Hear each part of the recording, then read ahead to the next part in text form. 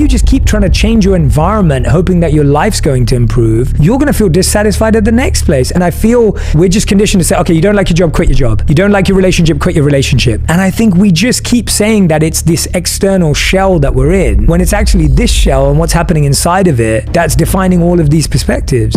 For me, I realized that we either try to repeat or avoid what we saw in our childhood. And that happens either unconsciously or consciously. So you could be unconsciously repeating what you saw in your childhood, or you could be consciously avoiding it.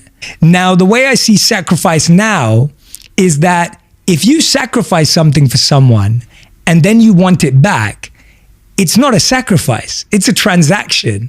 You can't give someone a discount and then ask them to pay full price and then say it was a sacrifice, because it wasn't, it was a transaction. And I saw that in my life, because of the way I'd received love from extended families or love from school or teachers or whatever it may have been, I was loved in that way, where I was loved, but then made to feel guilty if I didn't repay it in full. And I saw myself adopting that in my own loving relationships with my wife, with my family, with my sister. And I literally only spotted that 2 years ago. Wow. And I thought to myself, this has to stop. I can't repeat this cycle. I think the first thing is that when you experience conflict with someone, or you experience a disagreement or a disconnect with someone, our society version is blame them, it's their fault, they upset you, they're wrong. And our friends will agree with that. When you go and tell your friend that so-and-so did something, they'll say, oh yeah, well, you know, he or she's a XYZ, spending too much time in America, the XYZ of they're so-and-so, they're like this, they're like that. And actually in that moment, I think the best thing we can do is, what's my accountability in this? What part of this have I created for myself? This is a really uncomfortable, difficult question to ask, but it is the best question you can ask yourself. If every time something goes wrong or something doesn't work out, instead of blaming someone else or blaming yourself, if you can pause and say, what part of this am I responsible for? And I think the reason why that's difficult is because we see everything as binary. We see it as it's either their fault or it's all my fault. It's all your fault or it's all my fault. And the truth is, there is no all. It's all parts. It's partly your fault and it's partly my fault. But if I don't understand what my part to play is, then I can't actually understand it. So the first step is, what's my part? That's the first part of the exercise. The second part of the exercise is, now that I know what my part is, let me focus on what skill I'm missing. Let me focus on what growth I haven't had. Let me focus on what part of my life feels incomplete that makes me act in my incomplete way with others. So what part of me is missing? And I found that when I was over-sacrificing or over-giving, that's because I was trying to demand love from someone else and demand validation from someone else. So I was almost trying to achieve or earn that love and validation.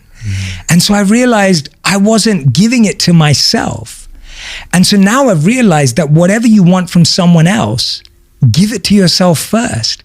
If you want compliments from someone else, give them to yourself first. If you want validation from someone else, give it to yourself first. Because no matter how many of them they give you, if you never gave it to yourself in the first place, it will never be enough. So that's the second step. Whatever you want from someone else, give it to yourself first.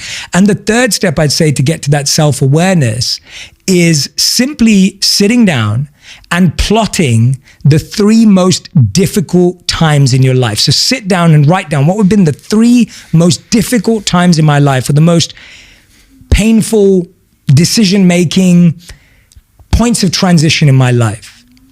And then ask yourself, when you made good decisions, what was the environment like?